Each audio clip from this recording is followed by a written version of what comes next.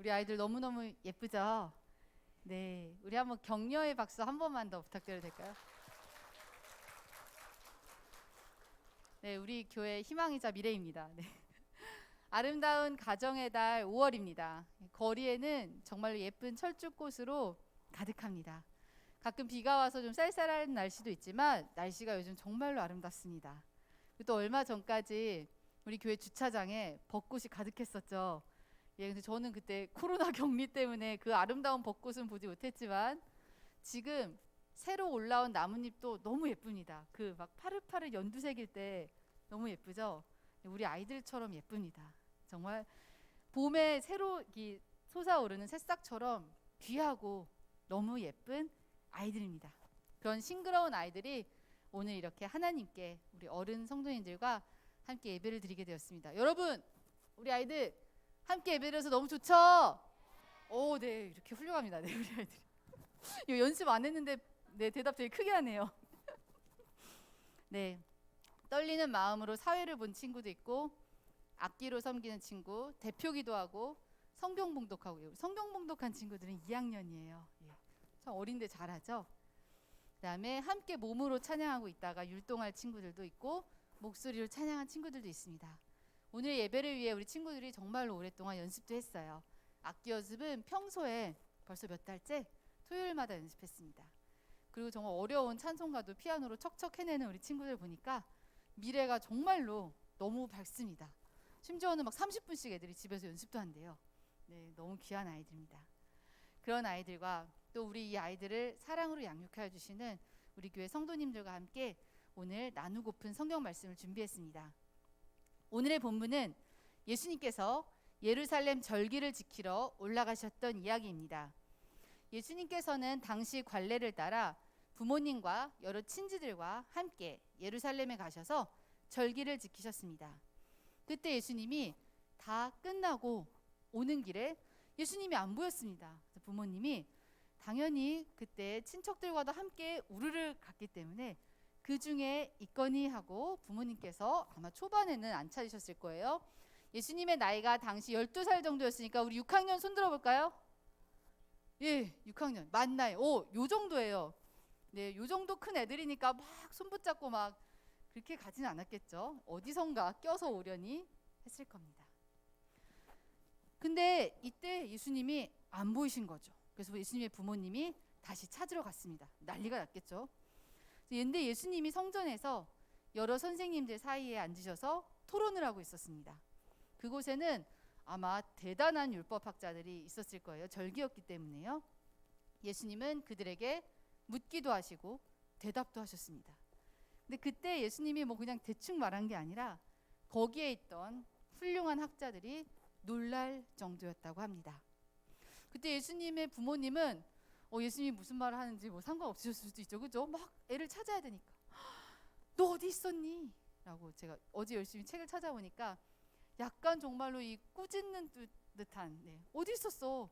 그죠? 아이를 잃어버렸다 찾으면은 어머 어디 있었니? 이렇게 말이 안 나오겠죠. 네. 어디 있었어요? 이렇겠죠. 우리가 너무 걱정돼서 널 찾았다라고 하자 자식을 사랑하는 부모의 아주 당연한 반응일 것입니다. 저도 어린아이를 3명이나 키우고 있다 보니까 애들을 데리고 나가면은 한 번도 이제 표정이 밝기가 좀 힘들어요. 왜냐면 눈을 부릅뜨고 계속 찾는 거예요. 특히 놀이터라도 가면은 저는 항상 이러고 애들을 보고 있습니다. 어디 있어, 어디 있어. 그래서 제가 자주 하는 말은 하나 어디 갔지? 이거예요. 네. 꼭 한 명씩 안 보여요. 예. 아이들이 아직 작아서 미끄럼틀 뒤에만 숨어도 안 보이더라고요. 그럼 하나 어디 갔지? 하나 어디 갔지? 이 말을 아주 달고 삽니다. 그렇게 예수님을 심각하게 찾았는데 예수님은 이렇게 태연하게 대답했습니다. 내가 내 아버지 집에 있어야 될 줄을 알지 못하셨나이까. 너무나도 의연하고 태연합니다. 그때 부모님은 이 말씀을 깨닫지 못하였습니다. 대다수의 성경학자들은 이 표현이 예수님께서 나이는 이렇게 어리셨지만 자신이 하나님의 아들이심을 드러낸 것이라고 보고 있습니다. 예수님은 육신의 부모인 요셉과 마리아에게서 태어나셨습니다. 즉 요셉과 마리아는 예수님을 잉태할 때부터 이미 이 아기가 자신들의 아기가 아닌 것임을 알고 있었습니다. 성령 하나님의 능력으로 잉태된 것을 알고 있었죠. 또 누가복음 2장 19절에 보면 마리아는 예수님이 태어나고 목자들과 여러 천사들과 사람들이 찾아와서 한 말들과 일어난 모든 일들을 마음에 두고 생각하고 있다고 기록되어 있습니다. 그러나 요셉과 마리아도 인간이었기 때문에 예수님께서 하나님의 아들 되신 것과 또 하나님 자체이신 그분이 육신의 몸을 가지고 이 땅에 온 것을 온전히 이해하고 믿지 못했습니다. 아마 예수님께서 이 땅에 사역하실 때에 그분의 그 신성을, 그 하나님이심을 온전히 이해하고 믿은 사람은 아마 없었을 것입니다. 예수님 앞에서 신앙 고백을 했던 베드로, 주는 그리스도시요 살아계신 하나님의 아들이십니다. 신앙 고백을 했던 베드로에게조차 예수님은 그것을 알게 하신 것은 네가 아니라 하나님이시다. 즉 우리 인간은 하나님께서 계시를 하셔서 알려주지 않으면 우리의 생각으로는 온전히 하나님을 알거나 하나님의 뜻을 이해할 수 없는 것이지요. 51절에서 예수님을 잃어버렸던 마리아가 예수님을 되찾고 이후 아들인 예수님이 한 말을 마음에 두었다는 기록은 나옵니다. 이후 마리아는 예수님께서 십자가에 달려 돌아가시고 부활하시고 승천하신 이후 제자들과 함께 모여서 기도하면서 예수님께서 일전에 말씀하신 성령 하나님께서 오실 것이다 라는 것을 듣고 믿고 기도하며 기다리는 그때에 하나님의 그 섭리와 예수님이 구원자의 하나님이셨던 것을 온전히 이해하지 아니었을까 합니다. 이처럼 우리 인간은 하나님의 그 크신 구원의 계획과 섭리를 모두 이해하기 어렵습니다. 또한 우리는 인간이기에 우리 한 사람 한 사람이 향하신 하나님 아버지의 섭리와 큰 계획을 또한 다 알기 어렵습니다. 그러기에 우리는 말씀의 인도를 따라야 하는 것이지요.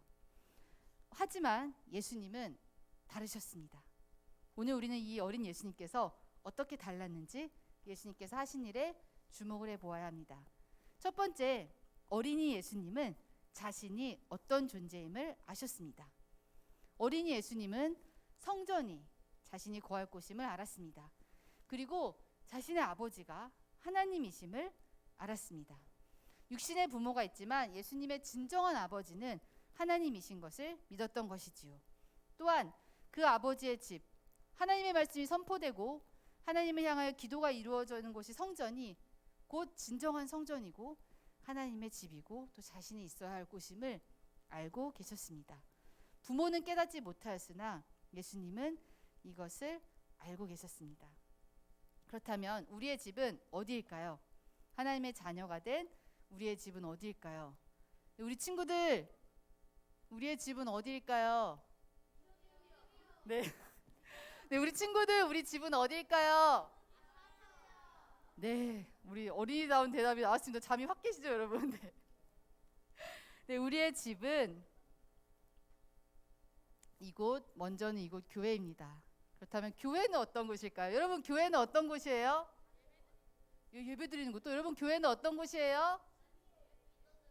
기도 드리는 곳. 잘 배웠네요. 네. 깊이 이야기하자면 하나님을 믿는 사람들이 모인 곳, 또 우리 각 사람 하나하나가 교회입니다. 주일 예배가 특히나 의미 있는 것은 각 사람 한 사람이 하나님께서 거하시는 교회였다가 이제 우리는 일주일에 한 번 또는 3번 이상 이곳에 모여 함께 드리는 이 예배가 정말로 하나님을 믿는 성도들의 거룩한 모임이고 각각의 교회된 우리가 함께 모여 예배드리는, 함께 모이는 교회입니다. 여러분, 우리 성전이 그렇게 귀한 곳입니다. 우리 친구들이 악기 연습을 위해 친구들끼리 모여서 연습하는 그 시간도 하나님의 거하시는 각각의 성전이 모인 거룩한 모임이고, 우리가 예배드리는 그 시간도, 공과라는 그 시간도 하나님 아버지께서 거하시는 거룩한 각자의 성전이 모여드리는 예배인 것입니다. 우리 친구들, 매일 여러분이 밥 먹고 잠자는 곳도 여러분의 집이지만 우리가 가장 우선시 되어야 될 집은 어디죠? 우리 방금 지유가 이랬어요. 네, 이곳이라는 것이죠. 아멘. 우리의 집은 어디죠? 네, 함께 모여 예배드리는 우리의 자신이자 함께 모여 예배드리는 이곳입니다. 어린이 예수님은 하나님의 집이 자신의 집이신 것을 아셨습니다. 그런 집에서 어린이 예수님은 무엇을 하셨을까요? 예수님은 그 아버지의 집에서 말씀을 듣기도 하시고 말씀에 대해 묻기도 하셨습니다. 예수님이 성전에서 당시에 뭐 게임은 없었지만 게임을 하고 노신 것이 아니라 예수님은 성전에서 뭘 했다고요? 말씀을 듣고 선생님들께 묻기도 하였습니다.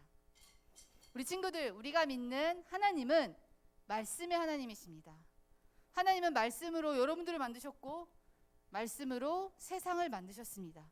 하나님은 또한 지금 이 시대를 살아가는 우리에게 기록된 말씀을 주셨습니다.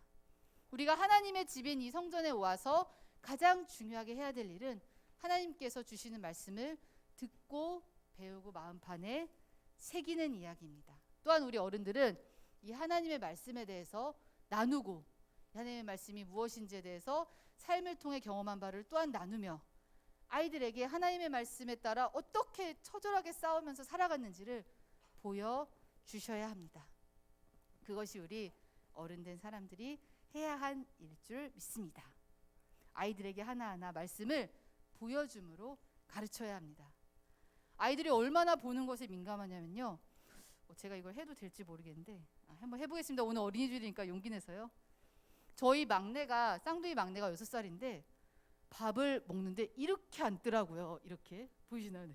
이러고 앉아서 먹더라고요. 그래서 신기해서 얘가 어떻게 이러고 앉지 했더니 아이들 아빠가 이전에 다리를 다쳐가지고 이쪽 다리를 이제 잘 못 피니까 이렇게 앉았던 건데 아이가 이 아빠 앉는 대로 그대로 방향도 그대로 해서 이러고 밥을 먹더라고요.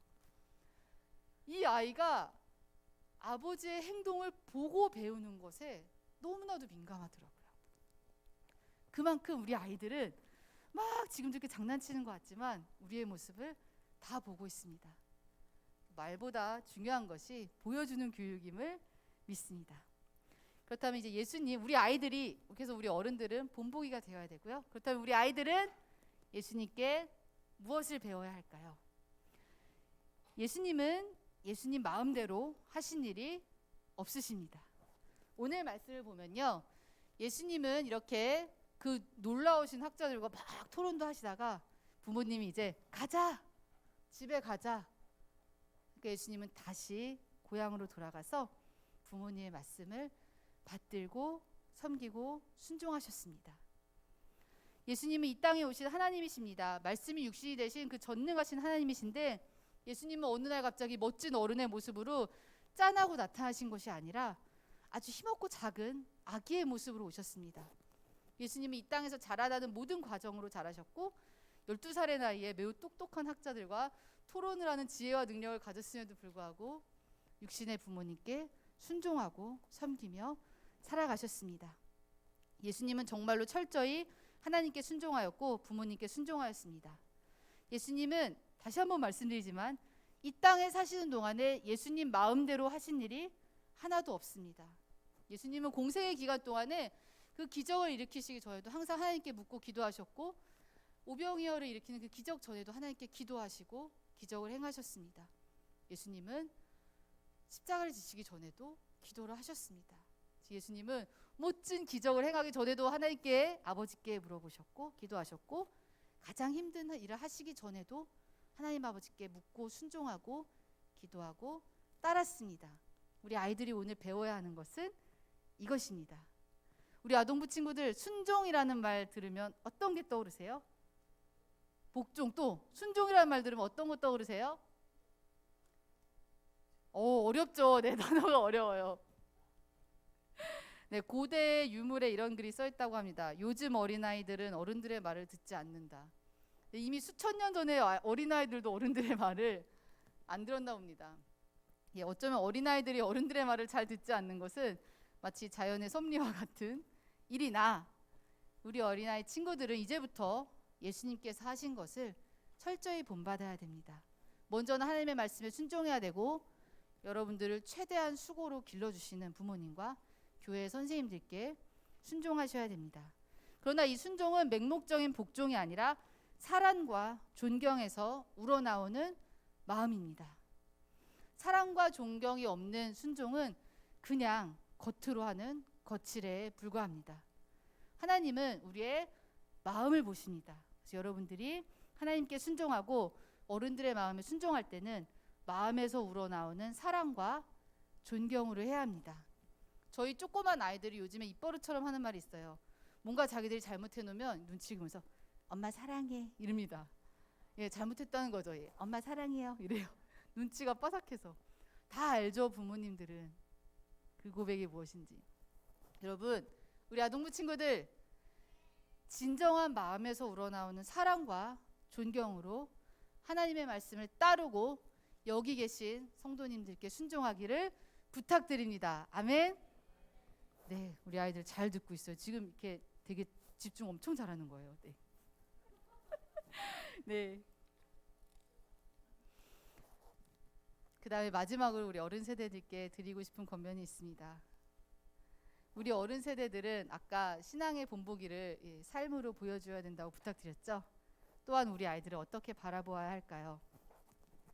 예수님을 잉태하고 낳고 키우신 부모인 마리아와 요셉도 자신들의 자녀인 예수님을 온전히 알지 못했습니다. 왜냐하면 아까도 말씀드렸듯이 우리 인간은 하나님의 뜻과 섭리를 다 알지 못하기 때문입니다. 어쩌면 우리 어른들도 마찬가지일 수 있습니다. 이 아이들을 향하신 하나님의 뜻과 섭리를 우리가 어떻게 다 알 수 있을까요? 우리는 알지 못합니다. 하나님께서 이 아이를 어떻게 들어쓰실지 우리는 정말로 모릅니다. 실제 성경 말씀을 보면은 하나님께서 들어쓰셨던 여러 인물 중에서는 생각 외로 부모의 손을 떠나서 길러진 인물들이 꽤 있습니다. 모세는 아주 어렸을 때 부모님과 떨어졌죠. 모세는 거의 철저히 하나님께서 키우셨어요. 왕궁에서의 기간, 광야에서의 기간, 이후 기간도 철저히 하나님의 손에서만 길러졌습니다. 하나님께서 세우신 왕들에게 기름을 부었던 이스라엘의 마지막 사사인 사무엘도 어렸을 때 부모님을 떠나서 철저히 성전 안에서 길러졌습니다. 그다음에 다니엘과 세 친구들, 우리 되게 막 많이 위대한 자녀 수업 들을 때 다니엘 수업 많이 듣잖아요. 그 다니엘과 세 친구도 어린 나이에 부모님을 떠나서 죽음의 위기까지 갔는데 그들을 죽음의 위기에서 건지신 것은 하나님이십니다. 또한 그들이 죽음의 그 위기 앞에서 신앙을 지킬 수 있었던 건 그들의 이름에 새겨진 신앙입니다. 즉 부모가 아이에게 심어준 너는 하나님의 사람이다 라는 그 신앙이 그 아이들의 중심을 잃지 않게 하였고, 그 아이들을 또한 사자굴 속에서 불구덩이에서 건지신 것은 하나님이십니다. 우리 아이들이 이 다음에 살면서 광야와 이 불구덩이를 한 번쯤은 만나겠죠. 그럴 때마다 우리가 이 아이들을 건져주고 할 수 있는 능력이 있으면 얼마나 좋을까요? 하지만 그때 우리 아이들이 이 세상의 가치에 타협하지 않고 하나님의 말씀대로 살아갈 힘은 지금 이 어린 시기에 부모님으로부터 교회로부터 배우는 그 신앙 교육이 아이들에게 흔들리지 않고 타협하지 않는 기준을 세워줄 것이고, 그 기준에 따라 우리 아이들이 타협하지 않을 때 여러 가지 불이익이 생길 수 있으나 그때 아이들을 불구덩이에서 건져주실 분은 하나님이십니다. 우리는 이것을 믿어야 됩니다. 아이는 하나님이 키우십니다. 우리가 보기에 여러 가지로 부족해 보이고 쟤 어떡하지 할 수 있는 아이들일 수 있으나 이 아이들을 하나하나 만져가시고 다듬어 가시고 가장 정확한 때에 하나님께서 들어 쓰실 것입니다. 예수님의 부모님인 마리아는 하나님의 뜻에 따라 자신의 아들이 십자가에서 처절하게 죽어가는 것까지 보아야 했습니다. 아마 부모가 느낄 수 있는 가장 극도의 고통이었을 거예요. 그러나 그것은 하나님의 뜻이었죠. 그 아들을 통해 인류를 구원하시고자 하는 하나님의 뜻이었습니다. 이 부모가 자녀를 위해 할 수 있는 가장 최선의 교육은 하나님께서 이 아이를 어떻게 이끌어 가실까? 하나님께서 이 아이를 어떻게 들어쓰실까? 어찌 보면 한 발짝 물러서서 하나님께서 이 아이를 훈련시켜가는 과정과 이 아이에게 때로는 주실 수도 모르는 그 시련과 그러한 과정을 부모로서 바라보며 응원하고 지지하며 기도해야 하는 것일 줄 믿습니다.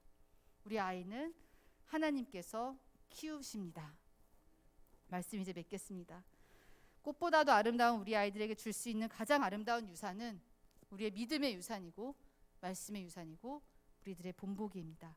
성령 하나님께서 거하시며 인도하시는 살아 역사하는 이 아버지의 집인 우리의 아이들이 하나님 앞에서 정말로 위대하게 쓰임받을 것을 기도하며 기대하며 오늘도 아이들에게 응원과 기도를 해주시는 우리 교회 성도님들이 되시기를 간절히 부탁드립니다. 우리 함께 기도하겠습니다. 하나님 감사합니다. 너무나도 귀한 우리 아이들이 이렇게 예배를 드립니다. 우리 아이들 하나님께서 지켜줄 줄 믿습니다. 하나님만을 따라가는, 하나님만을 섬기는 우리 아이들이 되게 해주시고 어느 때든지 보호하여 주시옵소서. 감사드리며 예수님의 이름으로 기도합니다. 아멘.